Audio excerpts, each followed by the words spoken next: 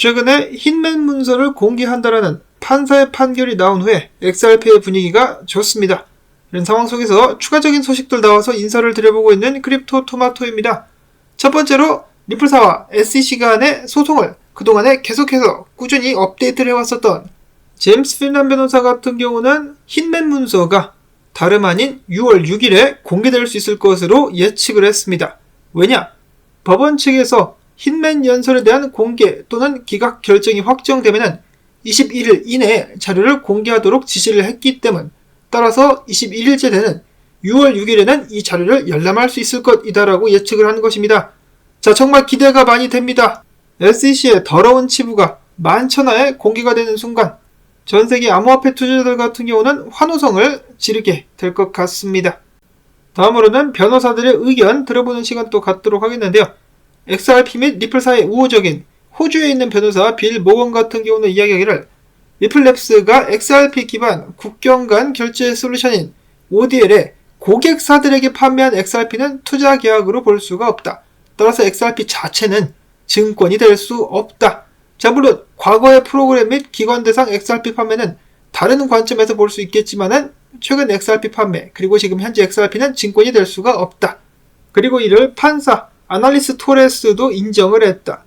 최근에 공개한 그의 판결문을 보면은 그는 리플사의 과거와 현재 비즈니스에 대한 상당한 정보와 이해도를 갖고 있다는 것을 알 수가 있는데, 리플사가 XRP 기반 국경 간 결제 시스템 ODL 고객사를 대상으로 XRP를 판매하는 것에 대해서 판사는 이를 제품이라고 지칭을 했다.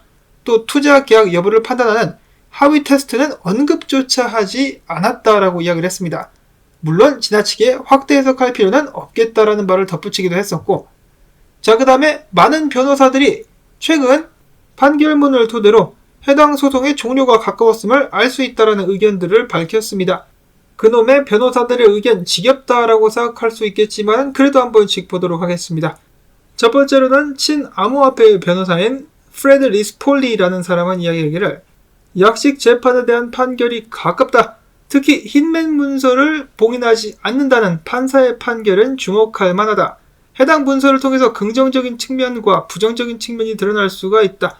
SEC나 리플사나 한쪽에 완벽하게 치우친 승리가 나올 것이라 생각하진 않지만은 최근 판결의 분위기를 봤을 때 리플사에 유리한 판결이 나올 것 같다라고 짐작을 했었고, 다음으로는 제레미 호건 변호사, 판사가 사용한 언어들을 봤을 때 판사의 약식 판결 내용은 거의 완성이 된 것 같다.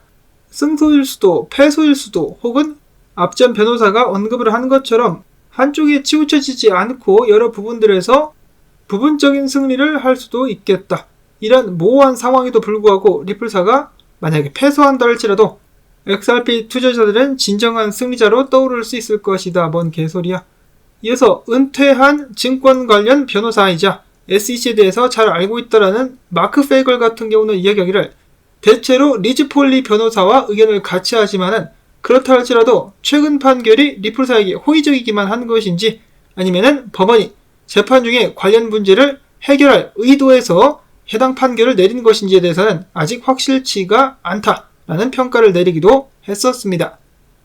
그 외에는 우리 시청자분들의 예상도 있었는데요. 많은 분들께서 이러한 의견을 주셨습니다.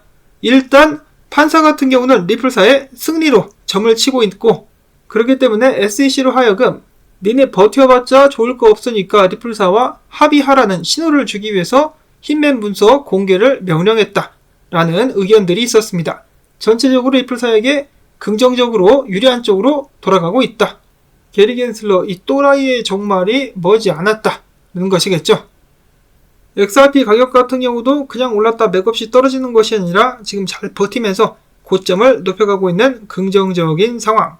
이번에야말로 끝장을 볼 수 있을 것인가? XRP 차트 분석은 나올 때마다 엇나갔기 때문에 이번에는 생략을 하고 분위기를 살살 본 다음에 정말로 잘 오를 수 있을 것 같으면 그때 또 공유를 하는 쪽으로 한번 보도록 하겠습니다. 이어서 빵형 같은 경우는 최근에 CNBC 방송에 출연해가지고 이야기하기를 미국은 암호화폐 관련된 규제를 정말이지 엉망진창으로 헷갈리게 만들어놨다라면서 불평을 했습니다. 자, 그만큼 지금 현재 상황, 미국의 현재 상황, 암호화폐 사업을 하는 사람들에게 있어서는 좋지 않다라는 것을 의미하는 것이겠죠. 다음으로 이어서 최근에 리플사는 암호화폐 수탁 기업인 메타코 스위스 기업인데요. 메타코를 2억 5천만 달러에 인수를 하게 되면서 앞으로 리플사는 토큰화된 자산에 기술을 통합해서 상품을 커스터마이징, 발행 및 결제할 수 있게 되었다라고 합니다. 특히 최근에 실물 자산을 토큰화하는 것에 대해서 관심이 다시 한번 모아지고 있는 가운데 한 트위터 분석가는 이렇게 이야기를 하기도 했었습니다.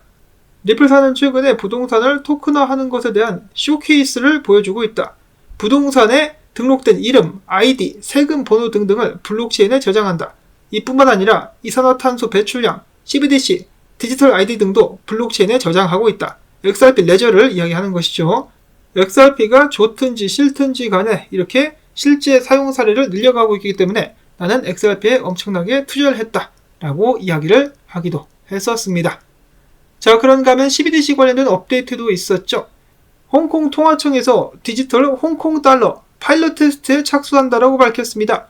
이를 위해서 금융 및 결제, 기술 분야에서 선정된 16개의 기업들이 함께 1차 테스트에서 디지털 홍콩 달러의 오프라인 결제, 프로그래밍 가능한 결제, 토큰화 예금, 웹3 결제, 토큰화 자산 결제 등에 대해서 심층 연구를 수행한다라고 밝혔는데 여기에 리플사가 함께 참여하게 된 것입니다.